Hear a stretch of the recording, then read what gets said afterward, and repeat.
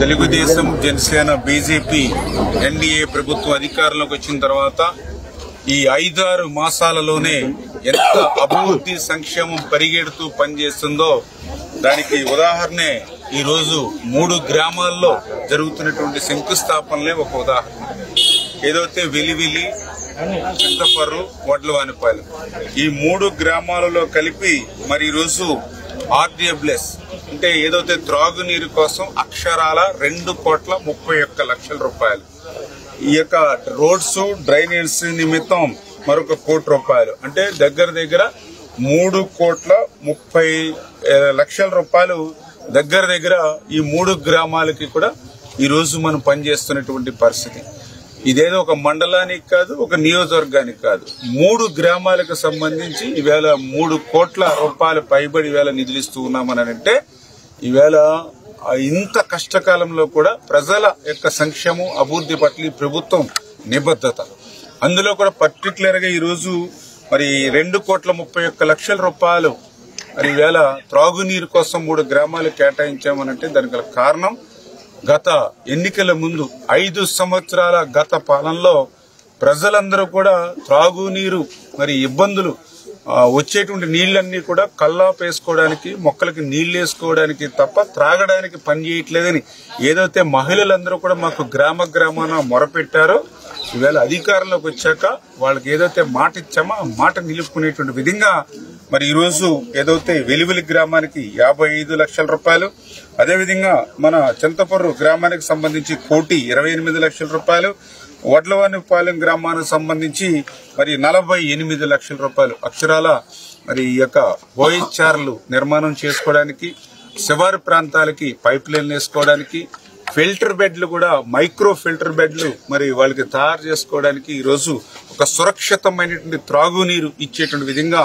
ఈ నిధులు మంజూరు చేయడం జరిగింది. ఎందుకంటే వాళ్ళు ఆరోగ్యంగా ఉండాలి అంటే ఖచ్చితంగా సురక్షితమైన త్రాగునీరు ఇవ్వాలనే ఈ ప్రయారిటీ అని చెప్పి సందర్భంగా తెలియజేసుకుంటూ మరి ఈ రకంగా ఈ 5-6 నెలల్లోనే 14 లక్షల కోట్ల అప్పు ఈ ఆంధ్రప్రదేశ్ రాష్ట్రం మీద ఉన్నటువంటి స్థితిలో కూడా మరి ఇంత పెద్ద ఎత్తున అభివృద్ధి సంక్షేమం మరి పాలన చేస్తూ ఉంటే మరి ఈవేళ జగన్మోహన్ రెడ్డి ఓర్వలేనిటువంటి తనంతో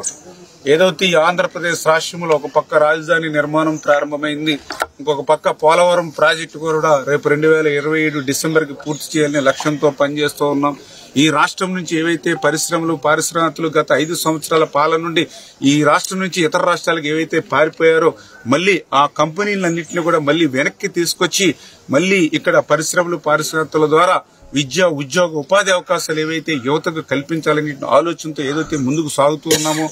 మరొక పక్క మరి జగన్మోహన్ రెడ్డి రద్దు చేసినటువంటి అన్నా క్యాంటీన్ల 200 మళ్లీ ఈ రాష్ట్రంలో ఏదైతే ప్రారంభించామో, యువతకి ఉద్యోగ అవకాశాల కోసం డిఎస్సి నోటిఫికేషన్ ఏదైతే ఇచ్చామో, ఇట్లా పెద్ద ఎత్తున మహిళలకు 3 గ్యాస్ సిలిండర్లు ఉచితంగా ఫ్రీగా ఏదైతే అందజేస్తా ఉన్నామో ఇవన్నీ కూడా చూసి వారలేనిటువంటి తనంతో మరి మొన్న 2024 కాదు ఈ అభివృద్ధి సంక్షేమం ఇట్లానే సాగితే మళ్లీ 25-30 సంవత్సరాల వరకు కూడా ఆంధ్రప్రదేశ్ రాష్ట్రంలో కూటమి ప్రభుత్వమే అధికారంలో ఉంటుందని ప్రజలు భావించడం కాదు, జగన్మోహన్ రెడ్డి కూడా భావించి మరి అనేక రకాలుగా మళ్ళీ అబద్దాలతోటి, అసత్యాలతోటి అంటే ఆ రోజు 2019లో ఒక్క ఛాన్స్ అని అధికారంలోకి వచ్చి ఏ రకంగా అయితే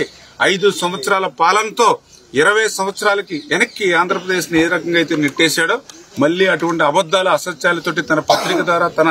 అసత్య అబద్దపు మరి